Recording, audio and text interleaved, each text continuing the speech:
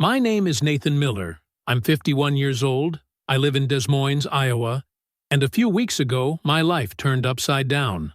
I worked for the same company for decades. I climbed each step with sweat and resilience. But when I least expected it, I was cut off in the coldest way possible. What they didn't expect is what would come next. I began my career at Wessler Tech Solutions when it was a modest company with just over 20 employees, operating in a rented building on the outskirts of Cedar Rapids. At the time, the owner, Henry Wessler, was an eccentric engineer who dreamed of transforming the industrial process automation sector with a more human service focused on service and personalization, which was rare in the industry. I was just a newly hired systems technician, excited to be able to work on something so promising. Over the years, my role evolved into integration analyst, then project coordinator, and finally director of operational efficiency. That title didn't just mean a pay raise, it was validation. I knew every client, every pain, every unspoken need. I was involved in strategic meetings, reviewed contracts with key partners, and was one of those responsible for implementing the system that tripled our productivity without sacrificing quality. For 23 years, Wessler Tech was my home. I knew the names of our main partners' children. I sent handwritten Christmas cards, and I even visited factories in Alabama and Nevada just to better understand the factory floor of those who trusted our work. In such a cold and technical sector, I differentiated myself precisely through the human touch. But everything changed when the company decided to go public. Investors arrived with expensive jackets, overly technical English terms, and an almost religious obsession with quarterly charts. A new CEO was appointed, Jared Coleman, a young man with an MBA from Stanford, experience in startups, and an approach centered on aggressive cost optimization. Old Henry retired months later, with a tired smile on his face and a handshake that I now see was a sad farewell. Coleman wasted no time. He began to replace traditional leaders with people with a vision of the future. The speech was beautiful, full of jargon about scalability, synergy, and matrix restructuring, but in the end, it meant cuts. Many of the old ones left, whether by their own decision or not. I remained firm, perhaps out of naivety, maybe out of loyalty. Then, one cold November morning, I received an invitation to a last-minute meeting in room 4B. When I walked in, there was just Jared and the head of human resources, a woman named Brittany who barely knew me and couldn't even look me in the eye.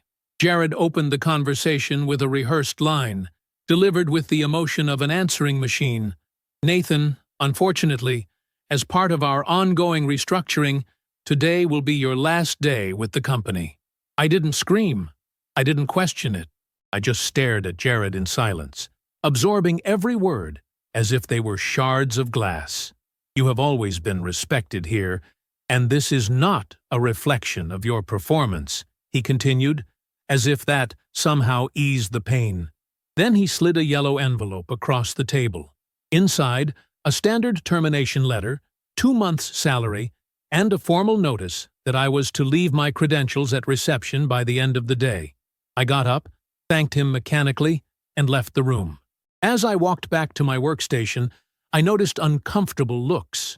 Colleagues who, a week earlier, had invited me to lunch now looked away. I packed my belongings, some pens, Post-its, a photo frame with a photo taken at a convention in Austin, and a keychain with the old company logo. At the bottom of the drawer, I found a note written by Henry on my 15th birthday. Thank you for being the silent foundation for all of this. In the parking lot, the wind was strong. I sat in the car for long minutes, without starting it, looking at the badge in my hand. The name engraved with pride now seemed like a reminder of something that no longer belonged to me. That same night, my phone rang. It was Lara Thompson, director of operations for a Chicago company called Triton Forge Manufacturing. She had been a client of mine for over a decade. "Nathan, I heard. Was it really true?" Her voice was one of disbelief. When I confirmed, there was a pause. "This is a colossal mistake. You've always been the only reason we trust Wessler Tech. Do you have time to talk tomorrow?" Over the next few days, the same scene repeated itself with names I never expected to hear again. Al Jenkins from Novacor, Mei Lin from Syntropic Systems, James Palmer from Halcyon Dynamics. Long-time clients, all in disbelief at my dismissal. Some were furious, others disillusioned. None of them had been consulted. None were even warned. I then realized an obvious truth that Jared and his optimization consultants had ignored. Relationships are not transferable assets. They are not included in the spreadsheets. They are cultivated with constancy, empathy, and time. And for 23 years, I have been the silent gardener of many of these bonds. And now, cut off overnight, the ground I supported began to crumble. The next morning, while drinking coffee and updating my LinkedIn with a simple "in transition," I received a call I wasn't expecting. It was from Caleb Donnelly, Vice President of Helix Strategies, one of the most discreet and influential companies in the industry. "Nathan, I heard what happened. We would like to talk. We are structuring a new division, and your reputation interests us very much."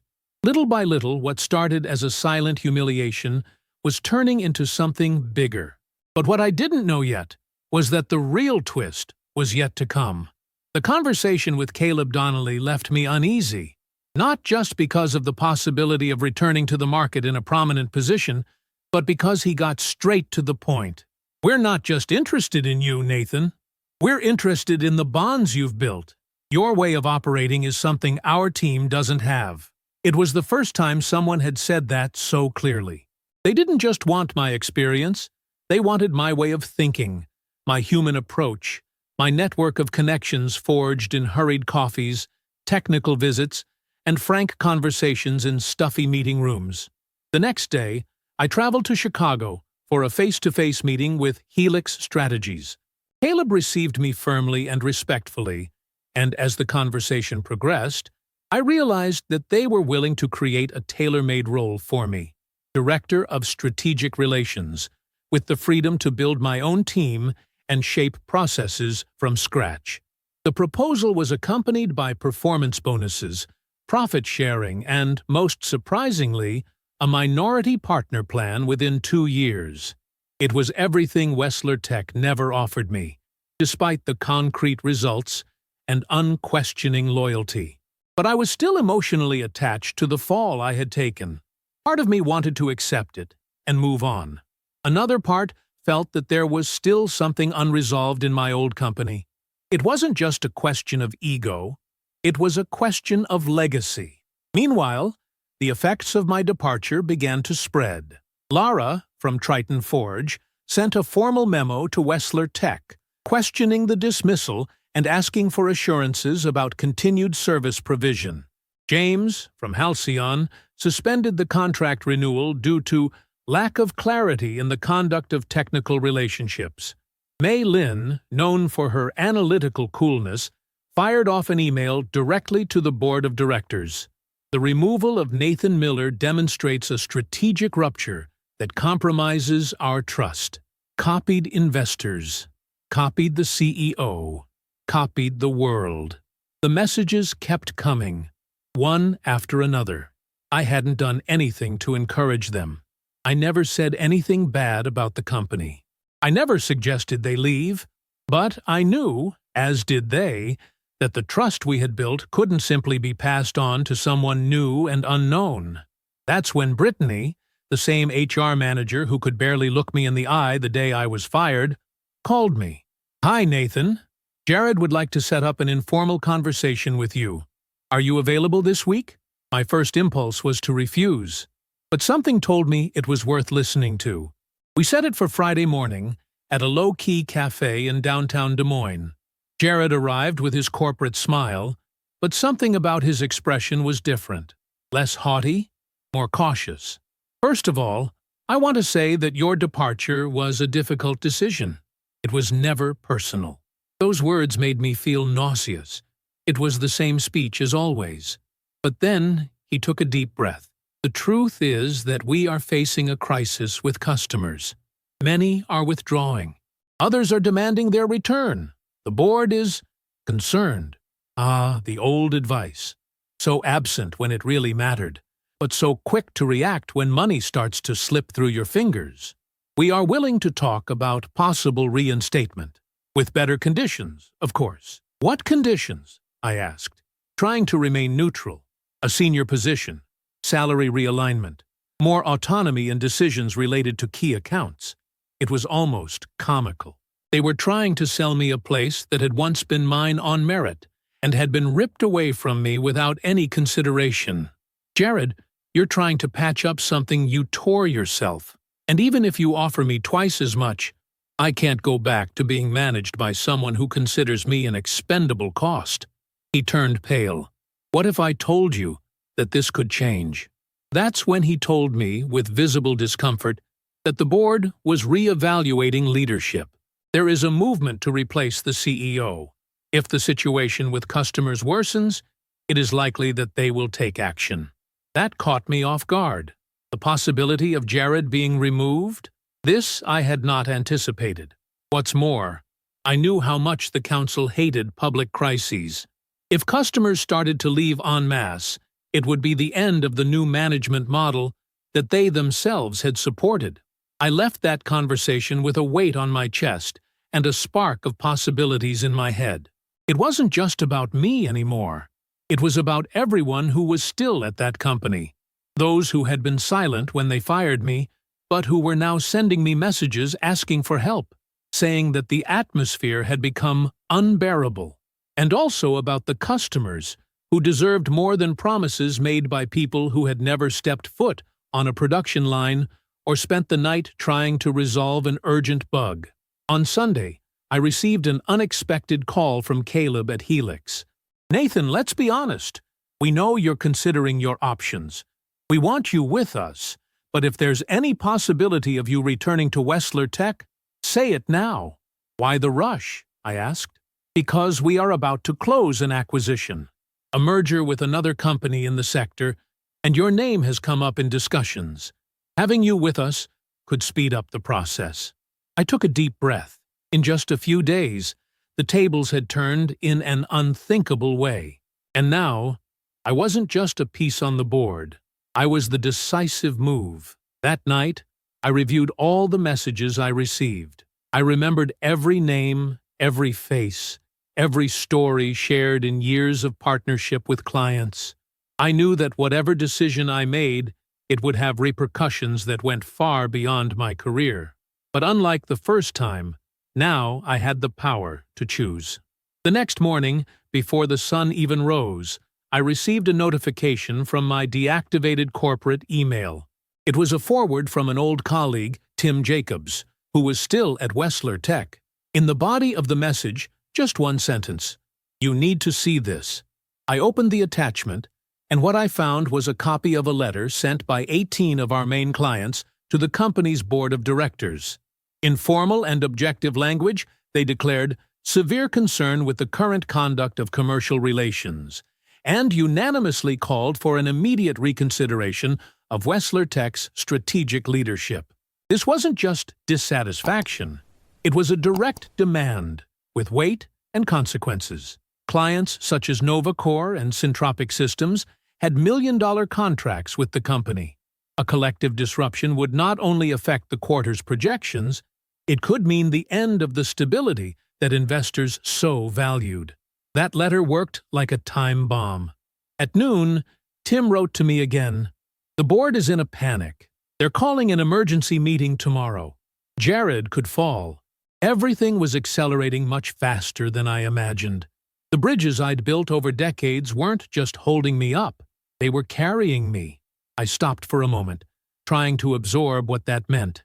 I, the man who had been discarded as an outdated legacy, was now the fulcrum of an unprecedented corporate crisis. This wasn't revenge. It was a consequence.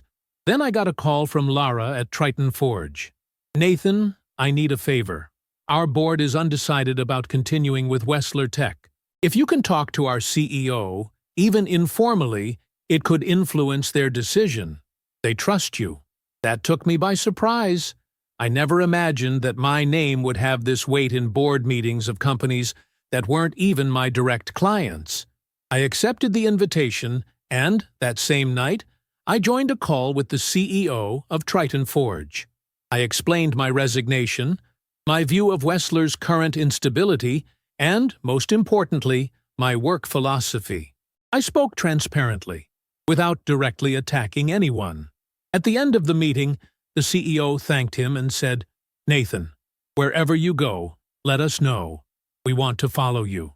The following morning, Helix Strategies publicly announced its intention to merge with Epsilon Technologies, a competitor to Wessler Tech in the mid-size automation sector. The news spread quickly, and shortly after I received a message from Caleb. "Are you ready to take on something bigger?" We arranged to meet at Helix headquarters in Chicago. There, Caleb introduced me to the company's executive committee, which had already quietly evaluated me over the past few weeks. "Nathan, we don't just want you to join our team. We want you to lead our new strategic partnerships and business integration division, especially with customers transitioning from Wessler Tech." Considered, the proposal was ambitious. I would have freedom of action, a team chosen by me and guaranteed shareholding from day one. What's more, the group behind Helix's merger with Epsilon had recently purchased a silent stake in Wessler Tech through a fund called Horizon Investments. In other words, while Jared and his peers were dealing with internal fires, another force was quietly positioning itself to take control. This was more than a new job opportunity. It was a real chance to rebuild the sector with values that I always believed in, and with the confidence of someone who, unlike Wessler, knew what really mattered. That night, I made my decision.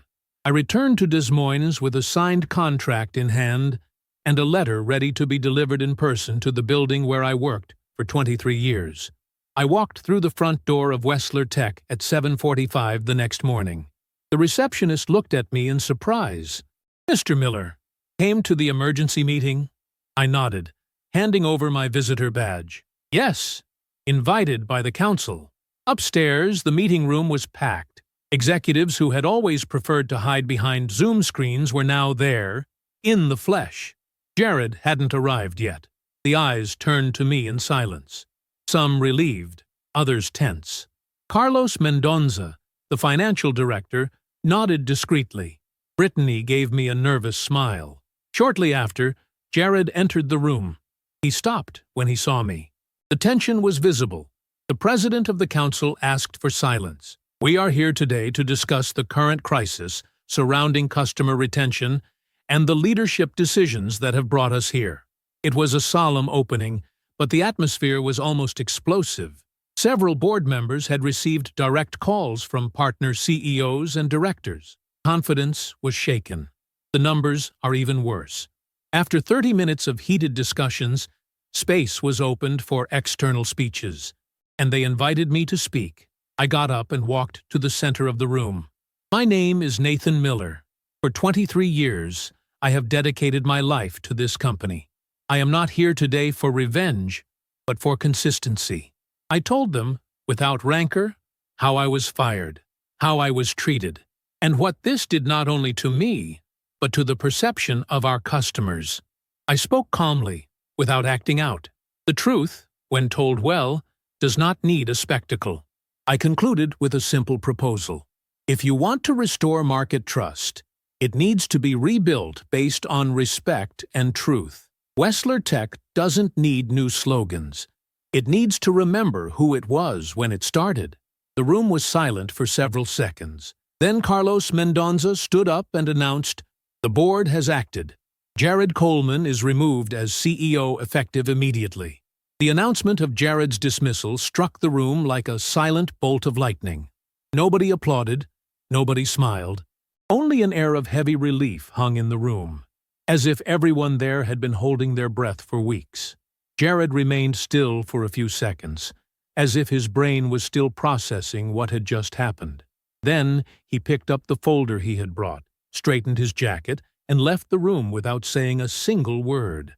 His departure was accompanied only by the sound of the door closing, dry, definitive. The chairman of the board turned to me. "Nathan, what are you proposing as a next step?" It was a symbolic question, but loaded with urgency. Wessler Tech was directionless, with customers threatening to break contracts, employees fearing for the future, and the market watching their every move.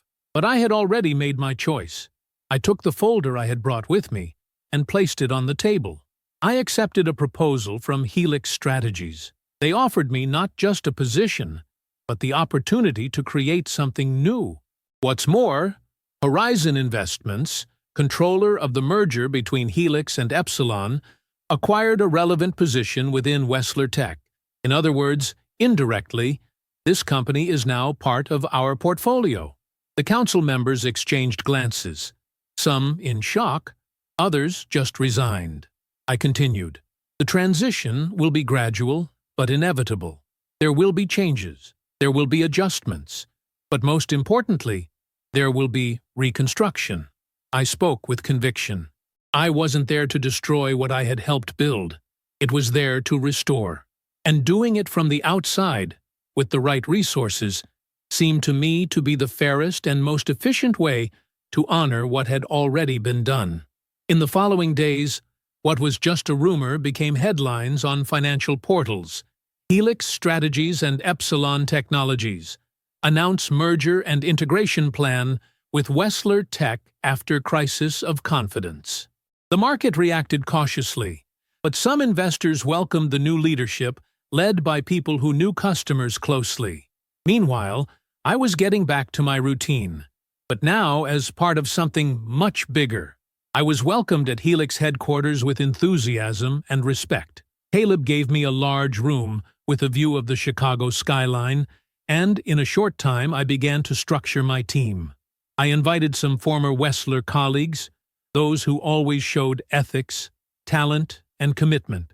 I also contacted professionals from other companies that I respected, bringing in new blood and fresh ideas. Lara from Triton Forge was one of the first to sign a new agreement with us. "You know what we need. We don't need another platform. We need someone who will listen." James Palmer came next. Mei Lin took a few days, but when she called, she was direct as always. "I trust you. Tell me where to sign." Within a week, 10 former Wessler customers had partnered with Helix Epsilon. I didn't need to persuade anyone. The relationships I built over the years spoke for themselves. There was no need to shout to be heard. Trust has its own volume. But not everything was simple. Inside Wessler Tech, even with Jared gone, there was resistance. Part of the internal leadership felt threatened. There were rumors of sabotage, attempts to forcibly retain clients, and a series of malicious emails trying to paint my departure as a strategic break caused by ideological differences. But none of that worked. The truth, as always, was more powerful. Meanwhile, Apex Digital, a traditional competitor in the sector, tried to position itself in the face of Wessler's fragility. They sent aggressive proposals to some customers, promised reduced rates and priority support. But most customers hesitated. "If Nathan isn't involved, it's not worth the risk," industry CEO Rawlinson told me. Trust cannot be outsourced. On a rainy Friday, I visited the old Wessler Tech headquarters again, now as a representative of the holding company that controlled a large part of the company. There was a new sign in the lobby, with the logos of the 3 companies lined up. Brittany greeted me with a more sincere smile. "It's strange to see you here with that new badge, Nathan." "For me, too," I answered honestly, "but I think it's the start of something better." She led me to a room where the new transition committee was waiting for me. As I entered, I saw familiar faces, some relieved, others still wary. Everyone knew that I wasn't there like my old colleague. It was there as the centerpiece of the restructuring. We started reviewing processes, identifying redundancies, listening to the teams. I made a point of doing this calmly, listening to each person, writing down suggestions, asking what really worked. I didn't want to impose. I wanted to build with them, not despite them. At the end of the day, before leaving, I walked past my old room. It was empty, just a chair and a clean table. I touched the door frame as if saying goodbye to something that no longer existed. The past was there, but I no longer belonged to that time. In the elevator, my phone vibrated. It was a message from Caleb. Tomorrow, interview with the Chicago Financial News. They want to talk about their future vision for the sector. They're calling him the man who changed the game. I smiled discreetly. I hadn't planned any of this. It was never about revenge. It was about justice, about not accepting being erased from one's own history, and, mainly, about showing that human relationships still have a place in the corporate world, even when everyone says they are just numbers. The interview with the Chicago Financial News was scheduled for 10 a.m. on a Saturday. The newsroom building was sleek and modern, with glass walls and receptionists dressed as if they were on their way to a meeting with the governor. I was welcomed by a journalist named Eliza Kramer, who led me to a glass-enclosed conference room with a panoramic view of the city. She was shrewd, observant, and began the conversation with a direct question. Do you think Wessler Tech would have survived if they hadn't fired you? The answer came to me on the tip of my tongue, but I swallowed it. That kind of question was a trap, and any simplistic answer would sound like revenge. I don't think a company's survival depends on a single person, I began. But I think ignoring the value of human relationships, of real connections with customers and with staff, always has a cost. Sometimes invisible, sometimes devastating. She nodded, satisfied. You are being called the executive who humanized the crisis. Do you like the title? I laughed discreetly. If it serves to remind others that results don't just come from spreadsheets and dashboards, then I accept it. The interview went well, and within a few days, the article was highlighted on digital platforms. The impact was immediate. The phone from Helix Strategies didn't stop. Partners wanted meetings. Other companies wanted to know if there was room for integration. Within the new structure, the possibilities were endless, but I knew I needed to take it slow. Too much of a rush, after a crisis, only accelerates wear and tear. Behind the scenes, I continued to lead the redesign of the former Wessler Tech. Now, with another name under consideration, Wessler Integrated Solutions, an attempt to preserve Henry Wessler's legacy, but making it clear that the Coleman phase was over. I proposed the creation of an internal department dedicated to actively listening to customers and partners. A true channel, without PR filters, where concerns and suggestions would reach leadership directly. At the same time, I started to map internal talents that had been neglected in recent years. People like Samir Patel, a brilliant software engineer who almost quit after being ignored for months, and Jenna Moore, a customer relations specialist who had been demoted for not being aggressive enough. I went after each one of them. I listened to your stories. I gave her space and, most importantly, trust. Little by little, a new environment began to form, one where ideas had value, where empathy was not weakness, and where past mistakes were not swept under the rug, but analyzed and discussed openly. This culture, which seemed utopian before, was now the driving force behind our new management model. Meanwhile, Apex Digital, realizing it was falling behind, stepped up its efforts to capture disgruntled customers. But the results were limited. In a meeting with the directors of Syntropic Systems, I heard a phrase that stuck with me. They offer good prices, but they don't listen to us. You offer partnership, and that's what keeps us here. The true value was not in prices or contracts. It was in something less tangible but much more powerful. The feeling of being heard, respected, and included. A few months after the merger and structural reorganization, Horizon Investments published its first report on the performance of the new Helix Epsilon Wessler Group. The numbers surprised even the most optimistic. 22% growth in the second quarter, 18 contracts renewed, 6 new customers acquired, and 0 voluntary dismissals in leadership. The press called it the silent renaissance.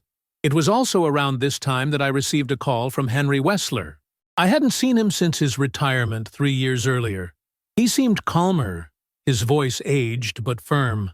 "Nathan, I've been following everything.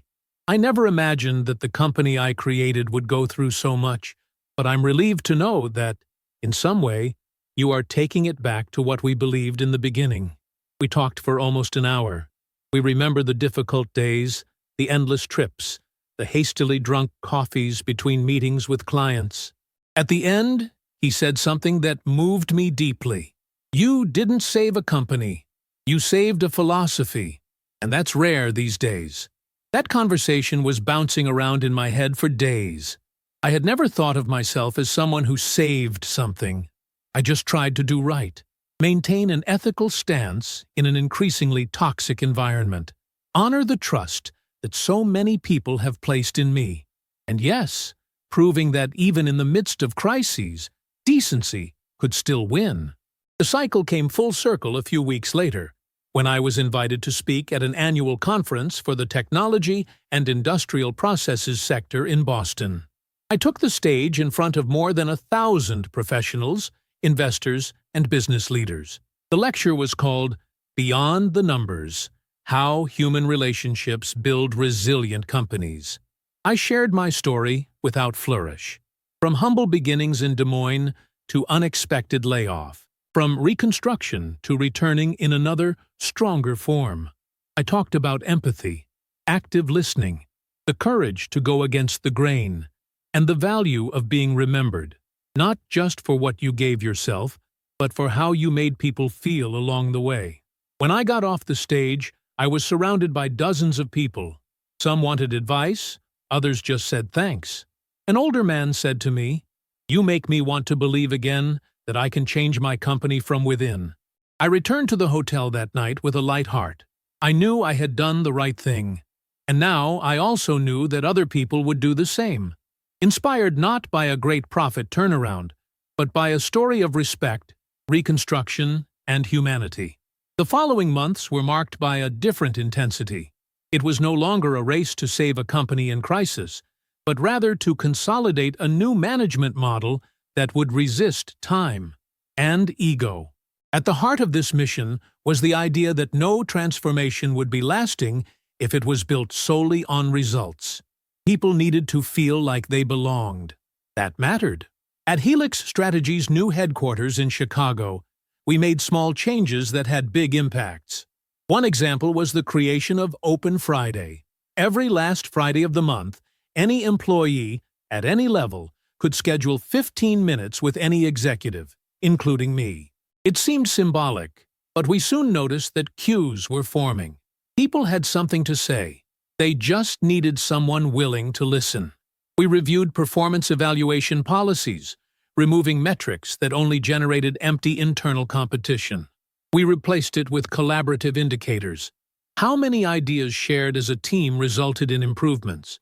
How many customers recommended the company to others? Engagement soared. For the first time in years, organizational climate reports showed increasing satisfaction, not because of bonuses, but because employees felt part of the process. Of course, not everything was rosy. Some figures inherited from the old Wessler tech still resisted the new style. There were veiled sabotages, attempts to maintain old privileges, even direct complaints to the council accusing the model of being too romantic for the real world. But the results spoke for themselves. And little by little, even the most skeptical people began to realize that there was room for a more humane capitalism without giving up excellence. Meanwhile, I continued to nurture bonds with clients. I visited factories, sat with operations leaders, attended meetings with engineers. I didn't have to do that anymore. My title was now too high, my responsibilities too broad. But he made a point. It was there, in direct contact, that the essence of what I built was maintained. And it was there that I showed, with actions, that the speech was not just internal marketing. One day I received an unexpected invitation. The president of the university where I graduated, a technical college in Iowa specializing in industrial systems, invited me to give the closing speech for the academic year. "Students have followed your story," the letter said, "and they want to hear from you what you don't learn in books." I accepted. The ceremony was simple, like everything in that institution, but the words came from my heart. I talked about the importance of failing with dignity, of listening carefully, of never forgetting who you were before the director's badge. I told how I was discarded, and how that, paradoxically, was the greatest gift of my career. After the talk, a student named Sarah approached. "Mr. Miller, my father was fired after 30 years in a factory. He thinks he's too old to start over. Can I show him your story?" That dismantled me. I smiled, held back my emotion, and replied, "Yes, you can. And tell him that it's never too late to be more than they expected of you." On the way home, I thought a lot about everything I had experienced up to that point.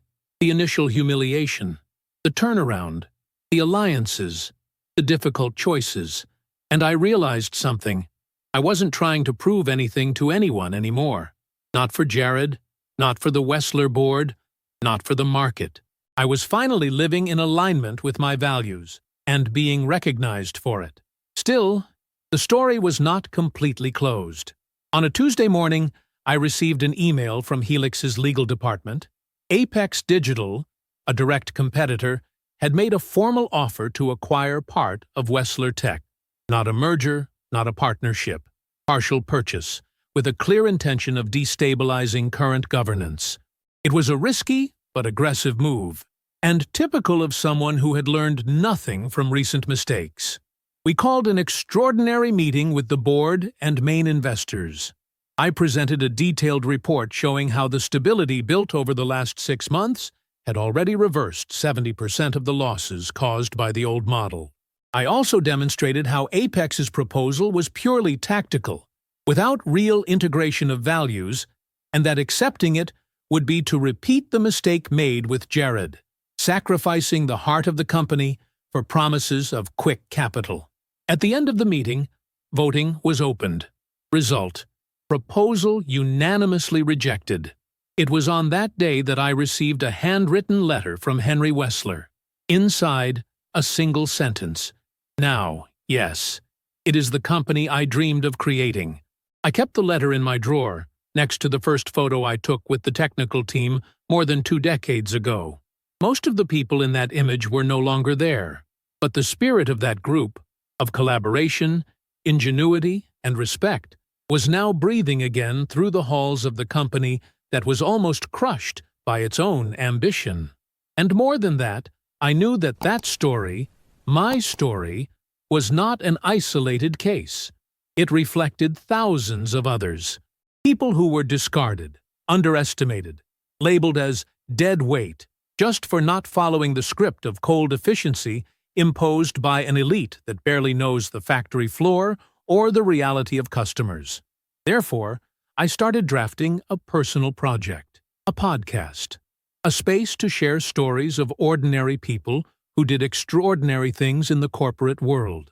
People who fell and got up, people who built with ethics, people who, like me, discovered that true strength lies in having integrity, even when no one is watching. Launching the podcast was one of the most spontaneous and right decisions I've made in recent times. I gave him the name Beyond the Job because I wanted the guests to speak like people, not like suited positions.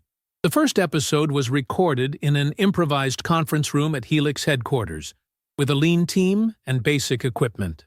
I told my story, not as revenge, but as a lesson that the corporate world insists on forgetting, that people are not disposable. It didn't take long for the podcast to gain traction. Within days, hundreds of messages began arriving. People who had been let go after decades of contribution, leaders who chose to protect their teams even under pressure, production line workers who had never had a voice and now felt like someone was listening to them. The second guest was Jenna Moore, who had been demoted at the former Wessler Tech and now ran one of the new customer relations cells within Helix. She spoke honestly about her fear of being invisible, the feeling of being constantly evaluated by standards that had nothing to do with her talent. His speech went viral, and it made us realize that there was something even more powerful happening. A community was forming. With each new episode, more people connected. We received reports from small companies that were reviewing their processes, from leaders who began to open spaces for active listening, from employees who showed episodes to their bosses as a way of asking for changes. The transformation was no longer just internal. It began to radiate. Inside the Helix, the reflection was also visible. Professionals who previously acted cautiously began to propose bolder ideas. The internal engagement rate reached an all-time high. And most importantly, turnover fell to almost zero. That old phrase, "no one is irreplaceable," began to be confronted by a new perception. Some connections, yes, they are irreplaceable. Meanwhile, at the former headquarters of Wessler Tech, now part of the Helix Epsilon Group, the restructuring movement entered its final phase. The last legacy contracts were being reviewed, and the remaining customers were already recognizing the change not only in technical delivery, but in the company's posture. Trust had been hurt, but it was not irreparable. And seeing that environment rebuild itself without noise, without false promises, with honesty and listening, was the best possible validation of the work we started. Then a new invitation appeared in my inbox. A national conference of business leaders in New York wanted me to close the event as an example of ethical leadership transition and cultural innovation. I smiled when I read it, not out of vanity, but because that title would never have been offered to me a year earlier, when I was sent away with an envelope and an empty handshake. At the event, I met other leaders who were also following similar paths. Executives who prioritized the team's well-being before immediate profit. Companies that integrated social impact into their strategic goals. Professionals who returned to more operational roles by choice, because they saw value in their daily lives. It was like discovering that there was a silent army of people wanting to do something different, just waiting for a spark to act. On the flight back, with my cell phone still full of networking messages, I decided it was time to make official what was previously just a side project, founding a non-profit organization that offered free mentoring to professionals over 45 who had been laid off and didn't know how to start over. I gave her the name Origin Value, because no matter how much time passes, what you truly built continues to have value. The launch of the initiative coincided with the release of the Helix Group's annual report.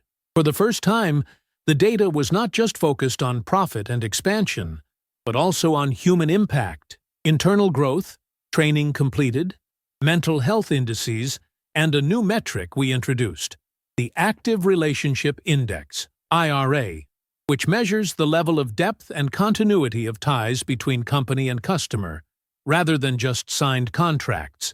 The numbers were strong, but what moved me was seeing a simple graph at the end of the report, a map showing the evolution of human connections rebuilt after the Wessler crisis.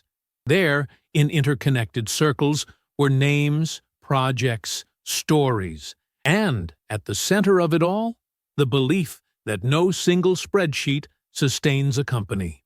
Shortly after, I was approached by a young executive who had recently been hired by Apex Digital, our old rival. He asked for an informal meeting. I thought it was strange, but I accepted it. We met at a low-key cafe in Evanston. He was nervous. His name was Tyler, 29 years old, a Yale graduate. "Mr. Miller, forgive me for appearing like this, but I needed to say this. I joined Apex thinking I was going to learn everything about modern leadership, but it only took a month to realize that their model is exhausted. They talk about innovation, but they operate out of fear. And after watching your podcast and studying the Helix restructuring, I started to question everything." He lowered his eyes. "I want to be part of the kind of culture you've built. How can I learn from you? That moment was worth more than any award, any headline. Here was a young man at the beginning of his career, recognizing what so many denied, that the true revolution begins within people. I embraced the invitation. I invited Tyler to participate in one of our internal mentoring sessions, and I realized that, even with everything I had built, the best legacy I could leave was not a new company. It was a new generation of professionals committed to a more humane way of doing business. In the following months, the Origin Value Project grew more than I could have predicted. Experienced professionals from all over the country started looking for us.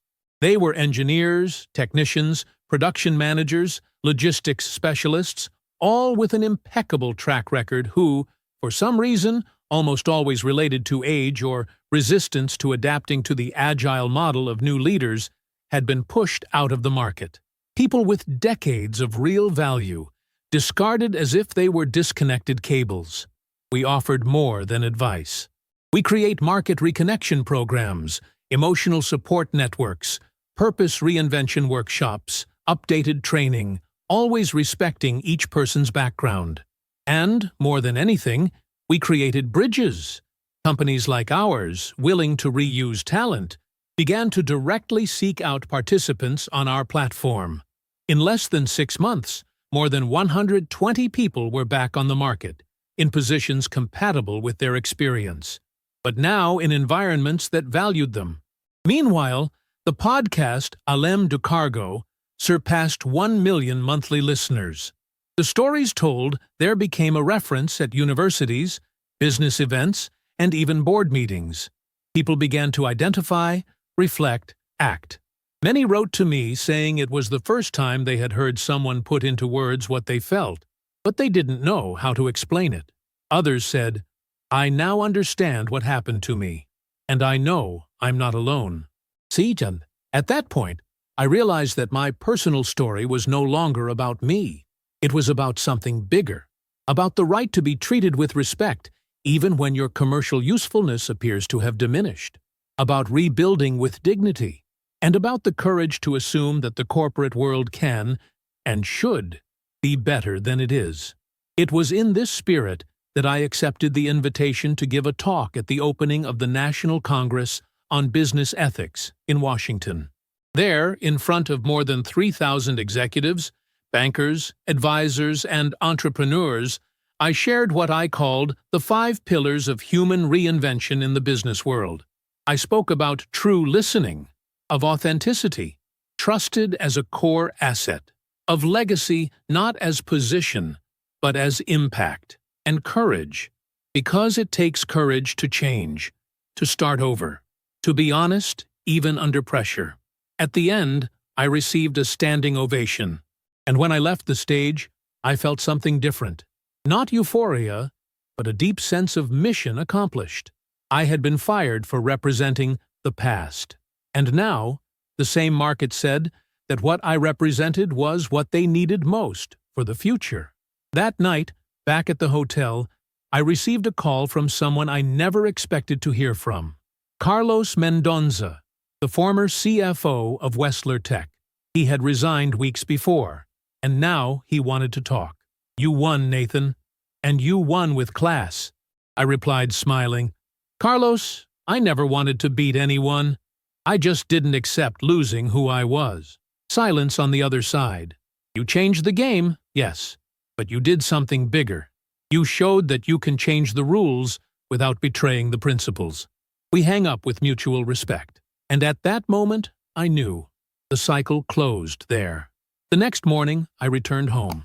The city of Des Moines welcomed me with that constant cold that only the Midwest knows, but also with a sense of belonging that no large metropolis could offer me. My wife was waiting for me with hot coffee and proud eyes. My children, now adults, looked at me differently, not just as a father, but as an example, not because of what I achieved, but because I remained whole in the midst of what they tried to take from me. And now, looking at everything I've experienced, I can say with conviction, if one day you are discarded, ignored, or underestimated, remember this: What you have truly built, no one can take away.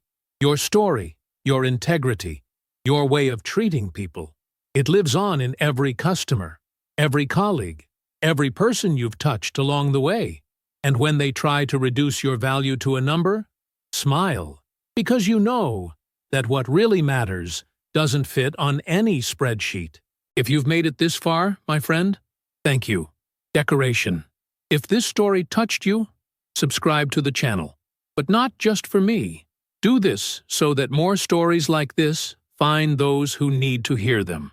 Dignity still has space in this fast-paced world. And now, I want to hear from you. Have you ever been through something similar? Has it ever been discarded? Or did it need to reinvent itself when no one believed in it? What did you learn from this? Share your story here in the comments. This community only exists because you share, inspire, listen. Together, we prove that the corporate world can be more human. One video, one comment, one story at a time. See you next time. And remember, you are more than your badge.